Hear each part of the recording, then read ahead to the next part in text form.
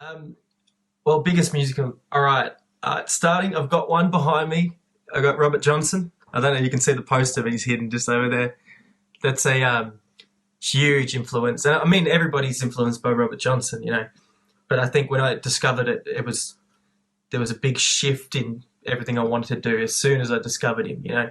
Because I started off on, I used to like a lot of '60s music, a lot of Jimi Hendrix, and love the Beatles. I love Bob Dylan, and I mean, they have to learn from someone else too, you know. So we went back and went to the '50s and ended up in the '40s, and before you know it, you're in the '10s and the '20s, and I found all the blues guys there, you know. I know that the new image came out of Robert Johnson, and I've been obsessed ever since. You know, I've got it as my phone background as well. Just can't stop looking at it. it's, Robert Johnson. In a short, I think the playing is excellent. It really is excellent. I've still never in my life seen another player play like Robert Johnson. A lot of people have the foundations right, but there's just this extra essence there that hasn't been captured since the recordings, you know. And there's probably a lot of speculation why to that. You know, I mean, it could be the room he was in, it could be the guitar he was using, but I think there was just this powerful energy behind all the music. And uh, I don't only like the guitar playing and the cool poses with the guitar, but the I think the songwriting is way ahead of its time too. You know, a lot of songwriting back then was still in its primitive stages, but you know, he was pushing boundaries that songwriters still don't match today. You know,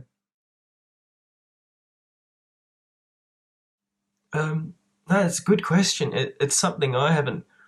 I think if I really knew how to write a song, I'd write them all the time.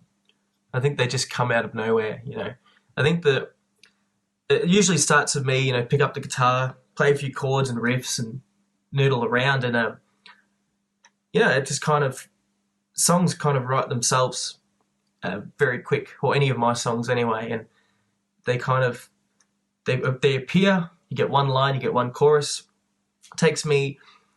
I mean, I never write a song for at least more than an hour. If the song's not done within that hour or two, I kind of lose the spark, and then I just leave it aside and never gets touched again. You know, I never go back and rewrite anything or change lyrics or I don't know. Just always seem to write them on the spot, and if they come out within that one take ready, then they're to me they're a good song ready to go. You know.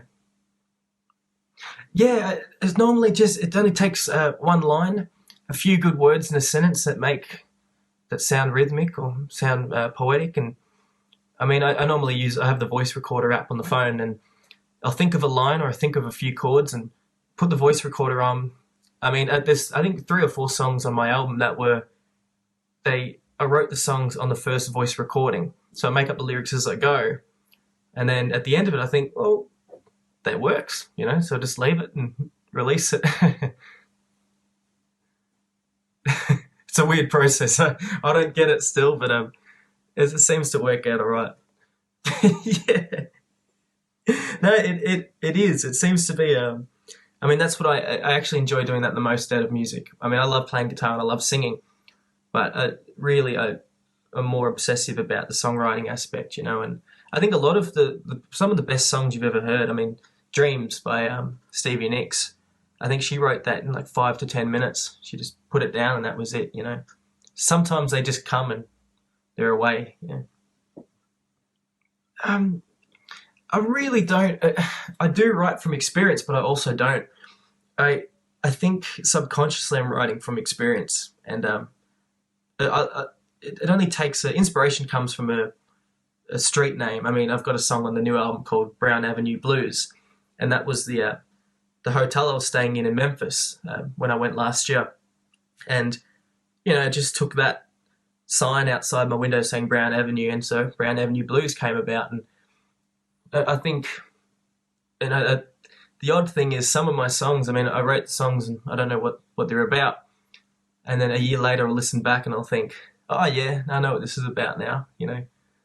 So I don't. That's probably all just subconsciously stored somewhere, and the songs help it come out. I think the way I kind of write is I don't really focus too much on the topic. because it works itself out anyway. And some of the lines can be as stupid. I mean, that Brown Avenue Blues has a line, I think, I'm going to tell you straight up like a tree. And it's like a terrible lyric, really, but straight up, it made sense, so I left it in there, you know. So, and that was all written on the spot. So I'm guessing it just comes from somewhere. And at the end of the song, I think, okay, maybe I know what it's about now, but when I'm writing it, just put it down, you know. The album is cohesive. The new one it's probably more cohesive than anything I've ever done. You know, in no way is it actually it's not like an upbeat blues album. There's not many blues tracks on there. For the reason that, I mean, I got home from Memphis at the start of the year from the International Blues Challenge, and I mean, I was ready to pump out some upbeat blues stuff and some ragtime tunes and keep the momentum going and just, you know, keep that fire burning throughout the year. And, you know, obviously with coronavirus and all this stuff happening, it shifted my mood completely. And so the songs I was writing, I mean, I wasn't singing too high, I wasn't putting too much energy into the vocals, and I was kind of, you know, focusing on the songwriting aspect. And so, you know, my plan for this album is really not to be a complete blues album, but to also be guess what? I can write songs too. You know, it's so hopefully that's the approach I'm going for. So it's cohesive. It works. To me, it's a solid album. You know, I did my best on it. I wrote it and recorded it all here in my studio, and then I had to mix it and master it, and now I have to promote it. So I've done everything I can for the album, but I don't have gear or equipment. I don't know anything about equipment and gear. I always just rock up with a guitar and take it from there. And it was so funny in Memphis for the IBC finals. All the artists rock up, you know, for the sound check, and you have to rock up hours earlier because they want to get your sound perfect. And, you know, for the first time in my life, I had the upper hand. The show won't go ahead until your sound's the way you want it, you know. And so they said, have you got any requests? Have you got any this or that? Have you got pedals? Have you got amps, speakers? And I had this one cable which wasn't even coiled properly. I've never coiled it properly in my life.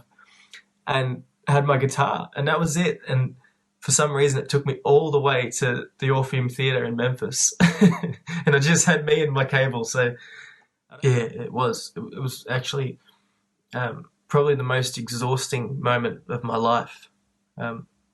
Hopefully for the rest of my life as well, because it was crazy. You know, I was lucky enough to go to the United States about 3 months before that, because I mean, I was saving up for years to go to the USA and just try and make my mark somewhere.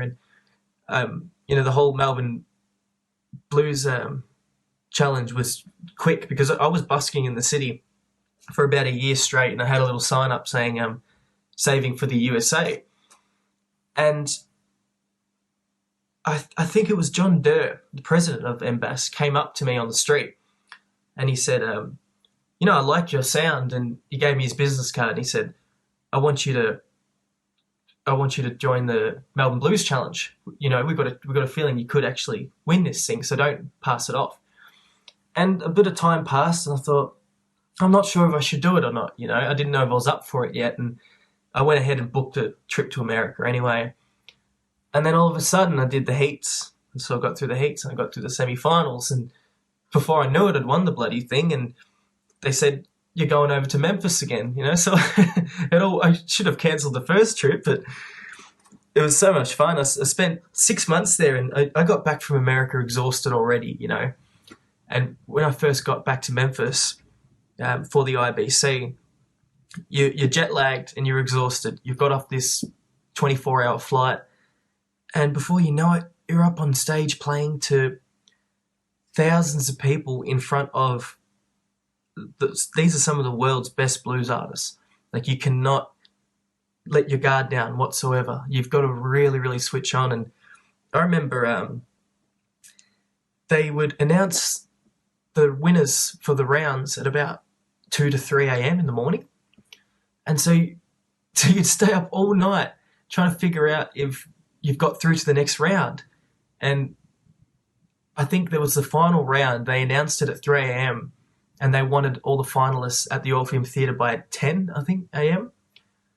And so I didn't sleep. I think I got about 2 hours sleep, had a coffee, and I just walked down to the Orpheum Theatre with my guitar, and that was it. It was game on again, It was exhausting. I couldn't do it again for a long time, I don't think.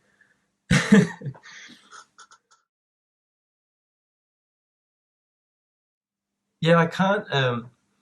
I really can't take days off.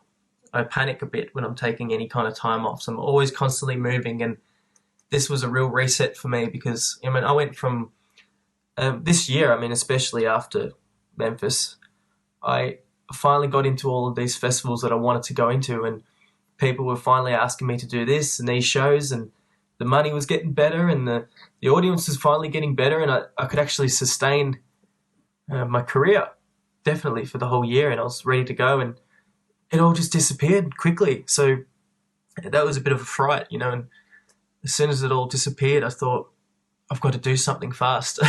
I've got to keep rolling or else I'll panic. It's a really good question. I'd be lying if I said I'd had it all worked out, because I, would obviously be a millionaire by now if I knew all the tricks of the trade of the industry. It's a tough industry. It's all very, very difficult. But the best piece of advice I ever got was to talk to people and make the connections. You play the open mics. It only takes one person there that's running it. You chat to them, you become friends with them, have a beer with them, get on their level, and then they'll give you another show. And all I did was connect. I just tried to contact everybody I knew, made friends with everybody that could help me out, and that's how I got to where I was. I'm terrible with online marketing. I really haven't worked it out yet. And I guess there's professionals for that for a reason. But I think when I play live shows, I like to you've got to connect. You really, especially blues music and folk music. It's the people's music. The people are there. They don't just want to hear the music. They want to get to know you as well. So you've got to always consider that, But I think with it making a long-lasting career, I believe that you've got to find your sound, and then you've got to protect your sound, and you've got to protect your vision. If you know what you want to be, then you've got to solidify that straight away. And you have to, once you're confident in your own sound and you're convinced of your own sound, everyone else will be too. And it's all just about hitting the mark, finding out what you want to be, what you want to do, what target audience do you want to approach, and what kind of recording techniques do you want to use. Everything, work it all out, and then just chip away at it one day at a time. And and you also, I think you've got to, record labels would hate this, but you've got to not cooperate. I think all the best works and the best artists came from a lack of cooperation. Don't be like everybody else. If somebody says dress like this, dress the opposite. If anyone says, hey, you should write like this, do the opposite. That creativity, do your own thing. The ones that really make it out there are the ones that they're so unique. And they're not unique because they were born with the greatest voice in the world. It's not like it was all handed to them and they just happened to be there. They're unique because they had a vision of what they wanted to be in.